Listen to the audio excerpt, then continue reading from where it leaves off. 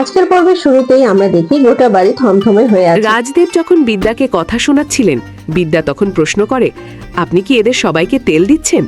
মনে রাখবেন, আপনার সব কাগজপত্র কিন্তু এখন বড় বাবুর কাছে।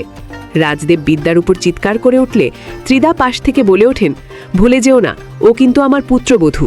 তুমি আমার পুত্রবধূর সাথে কথা বলছো। কথায় কথায় রাজদেব অভিযোগ করেন, ও একটা ছাত্রকে মেরে ফেলার চেষ্টা করেছে।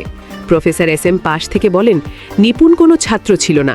সেই মুহূর্তে বড়বাবু বলেন, নিপুণের বিরুদ্ধে চার্জশিট তৈরি করা হবে।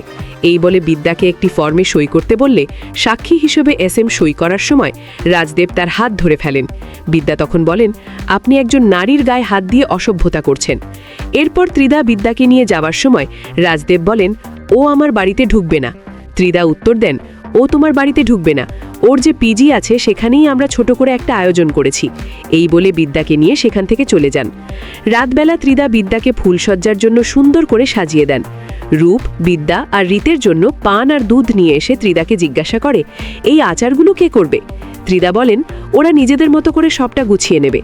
এরপর রীত ইশারায় বিদ্যাকে ত্রিধা আর রূপকে প্রণাম করতে বললে বিদ্যা তাদের প্রণাম করেন।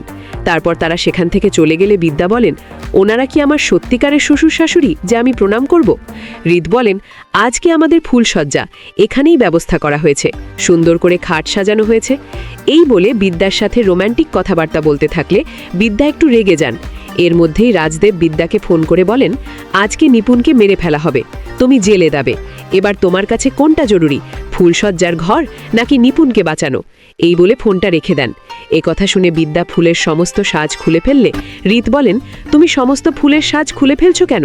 বিদ্যা বলেন, আমাকে এক্ষুনি হাসপাতালে যেতে হবে। এই বলে বেরিয়ে যান। ওদিকে শ্রাবণ নিপুণের কেবিনে নিপুণকে শ্যুট করতে ঢোকার সময় সেই মুহূর্তে বিদ্যা এসে চিৎকার করে শ্রাবণকে ডাকেন। তো বন্ধুরা, তোমরা কি জানো এই ভিডিওটা বানাতে আমার কতটা কষ্ট হয়েছে? যদি বুঝে থাকো তাহলে কমেন্ট করে বলো যে কার চরিত্রটি তোমার ভালো লেগেছে, এবং লাইক দিয়ে আমার এই ছোট্ট চ্যানেলটিতে সাবস্ক্রাইব করে পরের পর্বে কি হতে চলেছে তা দেখার জন্য অপেক্ষায় থাকো। আপনাদের একটি লাইক আমাদের অনুপ্রেরণা। কমেন্ট করে অবশ্যই জানাবেন। দেখা হবে পরের ভিডিওটিতে। ততক্ষণ পর্যন্ত ভালো থাকবেন। ধন্যবাদ।